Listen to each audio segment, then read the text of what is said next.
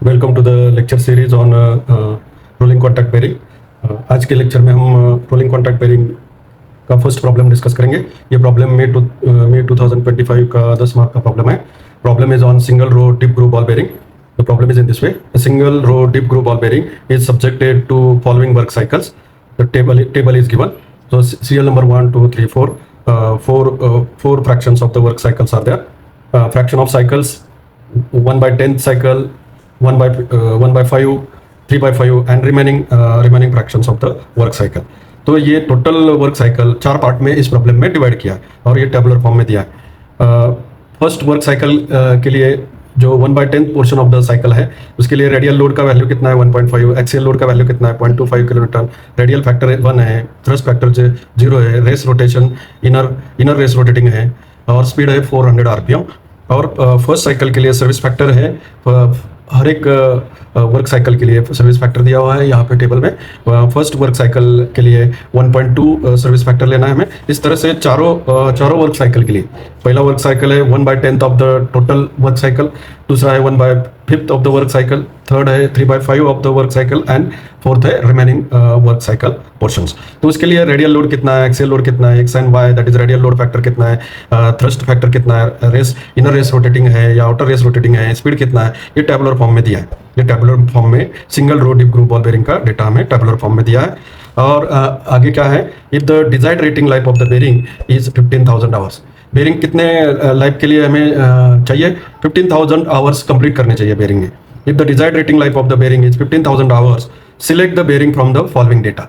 इस given data से कौन सा बेरिंग नंबर हमें यहाँ पे चूज करना होगा और उसका डायनेमिक कैपेसिटी कितना होना चाहिए यह हमें चूज करना है। तो यहाँ पे इस टेबल में बेरिंग नंबर्स दिए, 4 बेरिंग नंबर्स दिए, 6011, 60 is a light series, 62 is a light series, 60 is a extra light series, 62 is a light series, 63 medium series and 6411 it is a heavy series. तो सभी टाइप के bearing दिए हैं। ये bearings are designated by the 4 digit number. पहला digit यहाँ पे 6 है तो ये डीप ग्रूव बॉल बेरिंग है, 0 है तो light series, extra light series, 2 है तो लाइट सीरीज, 3 है तो मीडियम सीरीज, 4 है तो दूसरा डिजिट 4 है तो heavy series. In this way bearings, 4 bearings with their designation, with their numbers are given and their dynamic capacity is also given. C is the dynamic capacity of the bearing in kilonewton. ये दिया है। पहले bearing का 28.1 है, दूसरे bearing का 43.6 है, तीसरे बेरिंग का 71.5 है, चौथे बेरिंग का 99.5 किलोन्यूटन इतना डायनामिक कैपेसिटी है। और सभी वर्क साइकिल, 4 वर्क साइकिल में ये प्रॉब्लम डिवाइड हुआ है। तो हर एक वर्क साइकिल में सर्विस फैक्टर के का वैल्यू कितना लेना है वो हमें चारों वर्क साइकिल में ये 4 फैक्टर्स हमें K1, K2, K3 and K4 ये 4 वैल्यू सर्विस फैक्टर्स के भी दिए हुए। तो हमें बेरिंग सिलेक्ट करना है इस एप्लीकेशन के लिए। और दूसरा एक आंसर पूछा है हमें, what is the average speed of the bearing. Bearing का एवरेज स्पीड कितना होना चाहिए, कितना होगा, और what is the average speed of the bearing in revolutions per minute. Bearing speed is measured in RPM, so average speed of the bearing हमें वो भी कैलकुलेट करना है इस प्रॉब्लम में। तो हमें यहाँ पे इस प्रॉब्लम में गिवन डेटा क्या है, हमें बेरिंग सिलेक्ट करना है किस एप्लीकेशन के लिए। Desired life of the bearing in hours is 15,000 hours, so LH10 is given in the problem में LH10 कितना दिया है, 15,000 आवर्स दिया है, 15,000 आवर्स दिया है। तो यहाँ पे टोटल वर्क साइकिल जो है डीप ग्रूव बॉल बेरिंग का वो 4 एलिमेंट्स में हमने डिवाइड कर दिया, 4 एलिमेंट्स में यहाँ पे डिवाइड कर दिया है। पहला फ्रैक्शन है 1/10 का, दूसरा है 1/5 का, तीसरा है 3/5 का और चौथा है रिमेनिंग वर्क साइकिल। तो हमें हर एक वर्क साइकिल एलिमेंट के लिए हमें क्या करना होगा, एक इक्विवेलेंट डायनामिक लोड कैलकुलेट करना होगा और life in millions of revolutions, वहाँ पे कितने रेवोल्यूशंस वो साइकिल वो फ्रैक्शन ऑफ साइकिल में कंप्लीट हो रहे हैं वो हमें कैलकुलेट करने होंगे। तो पहले हम क्या करेंगे, वर्क साइकिल एलिमेंट 1 कंसीडर करेंगे, मतलब टेबल का जो रो 1 है उसके लिए हमें कैलकुलेशंस करना है work cycle for element 1। So equivalent dynamic load is P1 is equal to x1 B1 into FR1 plus y1 into FA1 into K1, where x1 y1 are the radial load and axial load factors, V1 is the rotation factor. For the work cycle element 1 table में देखेंगे work cycle element 1 कितना है, 1/10 है, 1/10। उसके लिए radial load दिया है, axial load दिया है किलोन्यूटन में, एक्स का रेडियल लोड फैक्टर 1 है, थ्रस्ट फैक्टर 0 है, रेस रोटेशन क्या है, इनर रेस रोटेटिंग है, इनर रेस रोटेटिंग है तो रोटेशन फैक्टर 1 लेना है, स्पीड कितना है, फर्स्ट साइकिल के लिए स्पीड है 400 आरपीएम, और सर्विस फैक्टर भी उसका दिया है फर्स्ट वर्क साइकिल के लिए, यहाँ पे देखिए सर्विस फैक्टर दिया है 1.2। तो हमें इस फॉर्मूले से equivalent dynamic load for the work cycle element 1 ये कैलकुलेट करना है, PE1 is equal to x1 v1 FR1 plus y1 into FA1 multiplied by service factor for the element 1 that is KA1। तो यहाँ पे वैल्यू पुट करेंगे, x1 का radial load factor एक given table में हम देखेंगे, तो रेडियल लोड फैक्टर कितना है देखिए, यहाँ पे रेडियल लोड फैक्टर x का वैल्यू 1 है, y का वैल्यू 0 है, इनर रेस रोटेटिंग है तो v1 इज इक्वल टू 1, ये वैल्यूज यहाँ पे लेने हैं हमें। तो equivalent dynamic load PE1 is equal to x1 is 1, v1 is also 1, inner race is rotating, that's why v1 is 1, FR1 that is FR1 radial load for the first work cycle element, first row के लिए radial load कितना है 1.5 kilonewton का है, और axial load कितना है 0.25 kilonewton का है, ये वैल्यूज यहाँ पे सब्स्टिट्यूट करना है। तो FR1 है हमारा 1.5 kilonewton plus y1 is 0, axial load factor 0 multiplied by FA1 that is axial load in kilonewton that is 0.25 kilonewton from the table multiplied by the service factor for the work cycle element 1 is 1.2। तो इसी फॉर्मूले से हमने equivalent dynamic load acting on the bearing for the work cycle element 1 हमने calculate कर लिया। पहले जो वर्क साइकिल का पहला एलिमेंट जो है उसके लिए इक्विवेलेंट डायनामिक लोड 1 कितना आया, ये कैलकुलेट करने के बाद आंसर आ रहा है 1.8 किलोमीटर। तो इक्विवेलेंट डायनामिक लोड हम किलोमीटर में ही रखेंगे क्योंकि हमें डायनामिक कैपेसिटी भी किलोमीटर में कैलकुलेट करना है, राइट। तो इक्विवेलेंट डायनामिक लोड हमने कैलकुलेट कर लिया 1.8 किलोमीटर। नाउ N1 पहले वर्क साइकिल एलिमेंट 1 के लिए कितने रेवोल्यूशंस बेयरिंग कंप्लीट करेगा पहले वर्क साइकिल एलिमेंट 1 के लिए। तो N1 is equal to fraction is 1/10, 1/10 is the fraction of the work cycle. First cycle के लिए फ्रैक्शन कितना है 1/10 of the total work cycle, 1/10 of the total work cycle. तो N1 is equal to 1/10 into LH10 multiplied by 60 multiplied by N1 divided by 10⁶, where N1 is the life of the bearing in millions of revolutions in the work cycle element 1। तो work cycle element 1 में bearing कितने revolutions, millions of revolutions complete करेंगे वो हमें calculate करना है। तो इस फॉर्मूले से फ्रैक्शन है 1/10 multiplied by LH10 that is 15,000 hours multiplied by 60 into N1 is the speed in RPM for the work cycle element 1 that is 400 given in the table। N1 कितना दिया है, ये लास्ट इस टेबल में लास्ट कॉलम क्या है, speed in RPM है, तो N1 दिया है फर्स्ट वर्क साइकिल में, स्पीड कितना है, स्पीड है 400 RPM। तो यहाँ पे N1 स्मॉल N1 का वैल्यू हमें 400 RPM चूज करना है, divide by 10⁶। 1 million is nothing but 10 lakh, 10 lakh is nothing but 10⁶। तो ये लाइफ हमें N1 हमें मिलियंस ऑफ रेवोल्यूशन में चाहिए, इसलिए हमें डिवाइडेड बाय 10⁶ करना है। तो ये कैलकुलेशंस करेंगे हम 1/10 into life of bearing in hours, इस केस में 15,000 आवर्स है multiply by 60 into N1 is the speed of the bearing और speed of the inner race in the work cycle element 1 is 400 RPM divided by 10⁶। तो ये calculate करने के बाद N1 कितना आ रहा है, N1 is equal to 36 millions of revolutions, 36 millions of revolutions। 1 million means 10⁶ revolutions, 10⁶ revolutions। तो हमने फर्स्ट वर्क साइकिल एलिमेंट के लिए कितने millions of revolutions bearing complete करेगा वो हमने कैलकुलेट कर लिया। तो हमें दूसरा वर्क साइकिल एलिमेंट कंसीडर करना है। For work cycle element 2 we have to calculate equivalent dynamic load that is PE2 by the formula x2 v2 FR2 plus y2 into FA2 multiplied by KA2, where if we put the values x and y are the radial load and axial load factors that are given in the problem। So problem में हम देखेंगे for the second work cycle x factor is 0.56 and y factor is 2, so x is 0.56, y is 2 and outer race is rotating, so v2 is 1.2 for the second work cycle। और second work cycle का portion कितना है 1/5, और उसके लिए radial load कितना है, radial load के लिए FR कितना है किलोमीटर में 1 किलोमीटर है, एक्सियल लोड है 0.75 kilometre and the speed for the second work cycle element its speed is in RPM it is 500 and the service factor is 1.8, service factor is 1.8। ये values table से ये values हमें यहाँ पे लेने हैं, टेबल से ये वैल्यूज लेने हैं। तो यहाँ पे अगर ये वैल्यूज पुटअप करेंगे तो इक्वेशन आएगा P2 is equal to x2 is 0.56 multiplied by V2, outer race rotating है तो multiplied by 1.2 multiplied by FR2, radial load दूसरे वर्क साइकिल एलिमेंट के लिए 1 किलोन्यूटन है, 1 किलोन्यूटन है टेबल में, plus y2 value is the thrust factor 2 है 2 multiplied by FA2, axial load in kilonewton is 0.75 kilonewton multiplied by service factor second work cycle element के लिए 1.8 है। तो ये सब कैलकुलेट करने के बाद हमारा dynamic equivalent dynamic load for the work cycle element 2 ये इतना आया 3.9096 किलो न्यूटन। ये किलो न्यूटन में डायनेमिक लोड आ गया सेकंड वर्क साइकिल एलिमेंट के लिए। अभी उसका स्पीड हमें कैलकुलेट करना है। N2 is equal to fraction of cycle for the second work cycle कितना है, फ्रैक्शन फॉर सेकंड के लिए कितना है 1/5 तो 1/5 N2 is equal to 1/5 multiplied by LH10 that is life of bearing in hours multiplied by 60 multiplied by speed of the bearing for the work cycle element 2 N2 divided by 10⁶ तो ये N2 हमें millions of revolutions में calculate करना है। तो 1/5 into life desired life is 15,000 hours multiplied by 60 into speed of the bearing for the work cycle element 2।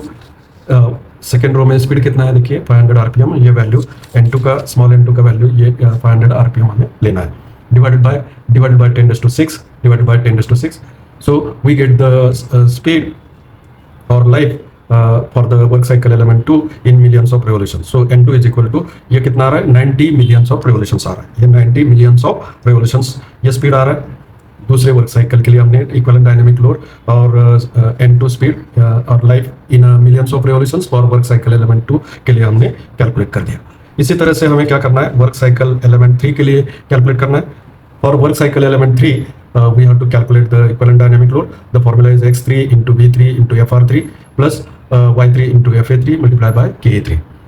So x3 and y3 are the radial and axial load factors.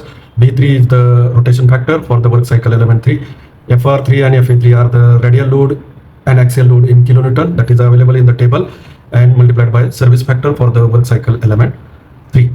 From the table ये values हमें pickup करने हैं। तो यहाँ पे हम third work cycle element देखेंगे। ये 3/5 है, 3/5 पोर्शन है टोटल वर्क साइकिल का। रेडियल लोड है FR है 5 किलोन्यूटन, एक्सियल लोड है 1.1 किलोन्यूटन, रेडियल लोड फैक्टर है 0.56, थ्रस्ट फैक्टर है 2 और रेस रोटेशन है, इनर रेस रोटेटिंग है तो V3 कितना है 1 है। इनर रेस अगर रोटेटिंग है तो V3 का वैल्यू 1 है। रेडियल लोड 0.56 है और एक्सियल रेडियल लोड फैक्टर 0.56 है और थ्रस्ट फैक्टर है 2। तो थर्ड रो के ये वैल्यूज हमें यहाँ पे कैलकुलेशन में लेना है, यहाँ पे कैलकुलेशन में लेना है। तो यहाँ पे वैल्यूज पुटअप करने के बाद इक्वेशन ऐसे बन गया हमारा x3 रेडियल लोड फैक्टर है 0.56 multiply by V3 that is inner race rotating, that's why inner race rotating for the work cycle element 3 that's why 1 multiply by radial load कितना है 5 किलोन्यूटन है तो ये ब्रैकेट कंप्लीट हुआ plus y3 is the thrust factor for the work cycle element 3 वो दो है 2 multiplied by FA3 axial load in kilonewton for work cycle element 3 is 1.1 kilonewton and whole multiplied by application factor or service factor for the work cycle element 3 work cycle element 3 के लिए application factor है 1.5। तो यहाँ पे हमने इसको 1.5 से multiply कर दिया, multiply by K3 is 1.5, K is application factor और सर्विस फैक्टर और it is also called as a load factor। तो ये कैलकुलेट करने के बाद हमारा इक्विवेलेंट डायनेमिक लोड आया किलोन्यूटन में, ये 7.5 किलोन्यूटन आया। Equivalent dynamic load acting on this work cycle element 3 is 7.5 kilonewton. अभी हमें लाइफ कैलकुलेट करना है। N3 is equal to life of the bearing in millions of revolutions for third cycle element। तो N3 is equal to portion कितना है, portion given table में से देखेंगे हम। गिवन टेबल में पोर्शन फ्रैक्शन ऑफ साइकिल कितना है 3/5। तो N3 कैलकुलेट करते वक्त 3/5 से हमें मल्टीप्लाई करना है, 3/5 से ये life in millions of revolution है उसको मल्टीप्लाई करना है। 3/5 of the life rating of the bearing in millions of revolutions that is calculated by 60 into LH10 multiplied by N3 divided by 10⁶ तो यहाँ पे वैल्यूज पुटअप करेंगे 3/5 इंटू LH10 कितना है 15,000 आवर्स है multiply by 60 into N3 speed bearing का third work cycle element में speed दिया है, टेबल में स्पीड दिया है, लास्ट कॉलम में ये स्पीड का कॉलम है। तो यहाँ पे 600 N3 स्पीड कितना लेना है हमें 600 आरपीएम लेना है। So multiply by N3 that is 600 divide by 10⁶। तो N3 we get 324 millions of revolutions for the third work cycle element in this problem. Now we have to calculate work cycle element 4. तो अभी हम last work cycle element 4 का calculations करेंगे. For last work cycle element 4 we have to calculate fraction of cycle for work cycle element 4. तो वो कैसे calculate करेंगे? 1 minus ये तीनों साइकिल्स फ्रैक्शंस दिए हमें, 1 माइनस ये तीनों का एडिशन माइनस करेंगे तो हमें चौथा जो रिमेनिंग वर्क साइकिल है उसका पोर्शन मिलेगा. तो 1 माइनस फर्स्ट साइकिल एलिमेंट था 1/10, दूसरा था 1/5, तीसरा था 3/5. ये 1 माइनस ये तीनों वर्क साइकिल के फ्रैक्शंस अगर माइनस करेंगे तो रिमेनिंग फ्रैक्शन हमें मिल जाएगा, रिमेनिंग फ्रैक्शन चौथा फ्रैक्शन. तो 1 माइनस ये आता है ये तीनों का एडिशन अगर करेंगे 1 माइनस 9/10, तो 10 माइनस 9 अपॉन 10 इज 1/10. तो चौथा फ्रैक्शन कितना है? 1/10 of the total work cycle, total work cycle. तो चौथा फ्रैक्शन हमें लेना है 1/10 इस प्रॉब्लम में. ऐसे इस तरह से कैलकुलेट करना है 1 माइनस ये तीनों फ्रैक्शन का एडिशन. तो ये चौथा फ्रैक्शन हमें मिल जाता है 1/10 आया, 1/10 आया. फिर हमें equivalent dynamic load for cycle element 4 calculate करना है. P4 is equal to X4 V4 into FR4 plus Y4 FA4 and whole multiplied by K4. Right. So ये value P4 is equal to ये वैल्यूज यहाँ पे table से हमें लेने हैं. तो टेबल में ये फोर्थ साइकिल के लिए साइकिल एलिमेंट के लिए क्या क्या वैल्यूज लेने हैं हमें वो दिया है. तो ये फोर्थ रो हमें पूरा यूटिलाइज करना है यहाँ पे. Radial load 1 kilonewton, axial load is not applicable, radial load factor is x is equal to 1, y is equal to 0, inner race rotating है तो V4 इक्वल टू 1 लेना है. स्पीड N4 कितना लेना है? 800 RPM लेना है. और सर्विस फैक्टर यहाँ पे K4 for the fourth work cycle element is 2. तो ये वैल्यूज हमें यहाँ पे लेने हैं कैलकुलेशन के लिए, ये यहाँ पे लेने हैं. तो इक्विवेलेंट डायनामिक लोड 4 ये कैसे आएगा? X4 is 1, V4 inner race rotating है तो 1 है, FR4 रेडियल लोड का मैग्नीट्यूड है, रेडियल लोड का 1 किलो न्यूटन है, plus Y4 axial load factor और थ्रस्ट फैक्टर 0 है, मल्टीप्लाइड बाय एक्सियल लोड भी 0 है यहाँ पे, and multiplied by K4 that is service factor यहाँ पे 2 है, सर्विस फैक्टर 2 है. तो यहाँ पे ये आंसर आ गया हमारा P4 is equal to 2 kilo newton. Equivalent dynamic load कितना एक्ट हो रहा है बेरिंग में? फोर्थ वर्क साइकिल एलिमेंट में 2 किलो न्यूटन इतना एक्ट हो रहा है. अभी N4 कैलकुलेट करेंगे. N4 is equal to fraction कितना है हमने देखा 1/10 फ्रैक्शन है टोटल वर्क साइकिल का, 1/10 फ्रैक्शन है ये चौथा वर्क साइकिल एलिमेंट. तो N4 is equal to 1/10 into rating life of the bearing. Rating life का फॉर्मूला क्या है? 60 into LH into 60 into N into LH upon 10⁻6. 10⁻6 से क्यों डिवाइड किया? 10⁻6 means 1 million. 1 million means 10 lakh and 10 lakh is 10⁻6. तो यहाँ पे 1/10 इंटू LH 10 कितना है हमारा? 15,000 hours. 1/10 into 15,000 multiply by 60 multiplied by speed of the bearing for work cycle element 4 is 800 as per the fourth row in the table divided by 10⁻6. तो ये work cycle element 4 कितना है हमारा? वर्क साइकिल एलिमेंट 4 आ गया 72 millions of revolution. 72 millions of revolution से work cycle element 4 का हमारा life आ गया N4. राइट. ये रेवोल्यूशंस आ गए. इतने रेवोल्यूशंस फोर्थ वर्क साइकिल में बेरिंग कंप्लीट कर रहा है. इतने 72 मिलियंस ऑफ रेवोल्यूशंस बेरिंग ये वर्क साइकिल एलिमेंट 4 में कंप्लीट कर रहा है. तो ये हमने सभी कैलकुलेट किए वैल्यूज. तो इक्विवेलेंट डायनामिक लोड और रेटिंग लाइफ हमें कैलकुलेट करना है. तो इक्विवेलेंट डायनामिक लोड इस फॉर्मूले से कैलकुलेट करना है.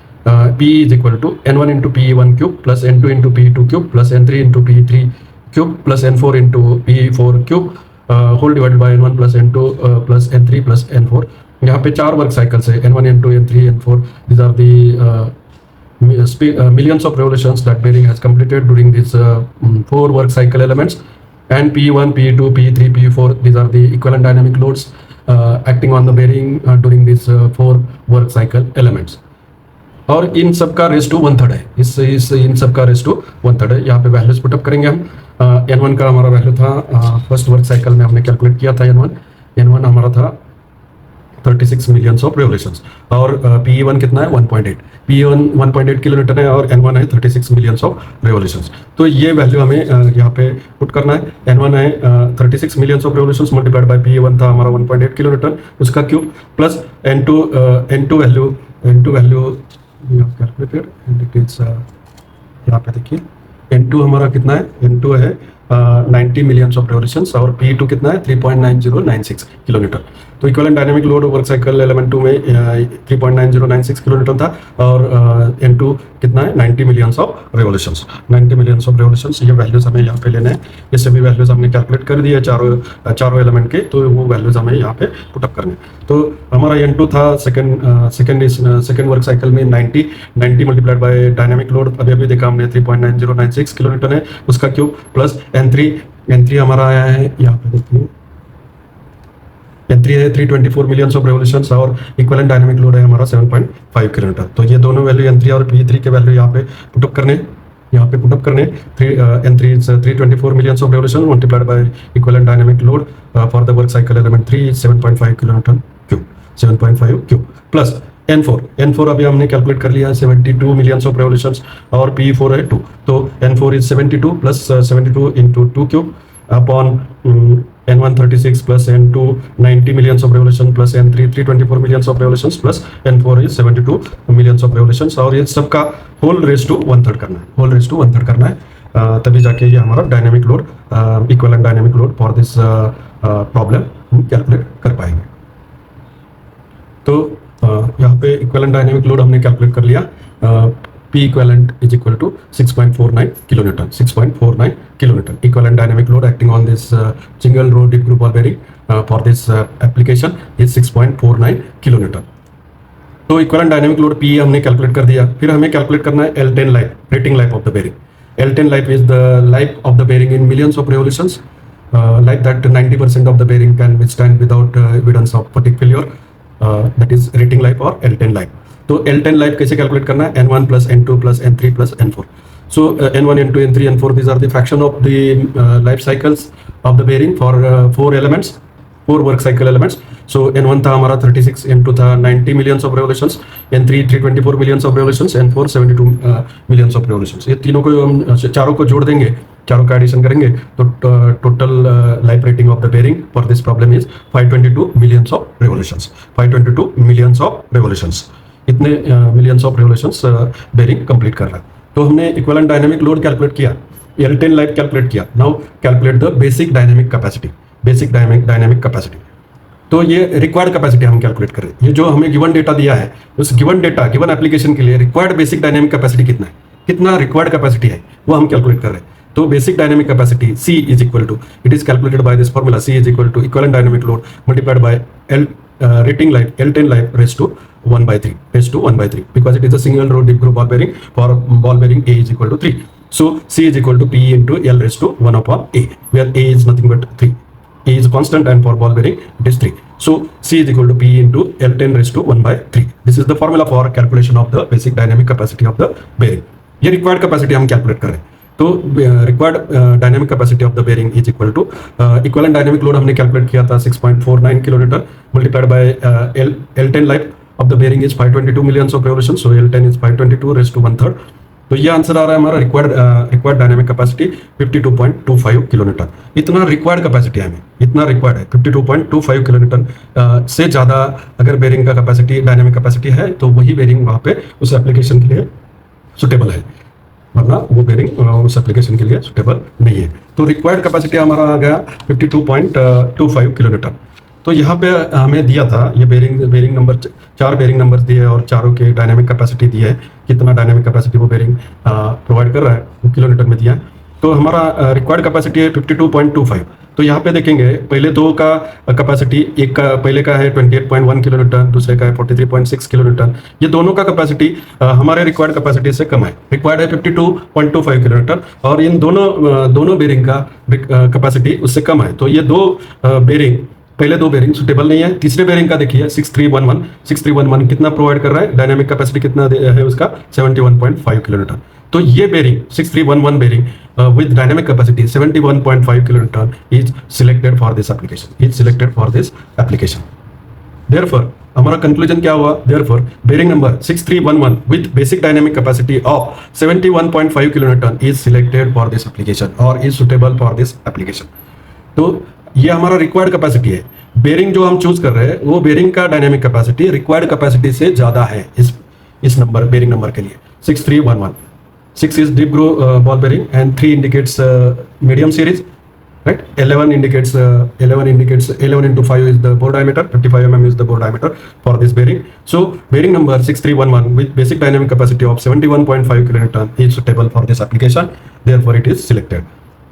ये पहला आंसर हो गया। दूसरा आंसर था हमारा average speed of the bearing. Average speed कितना होगा, ये 4 वर्क साइकिल एलिमेंट में हमने डिवाइड किया था, तो बेरिंग का एवरेज स्पीड कितना है, average speed in revolutions per minute.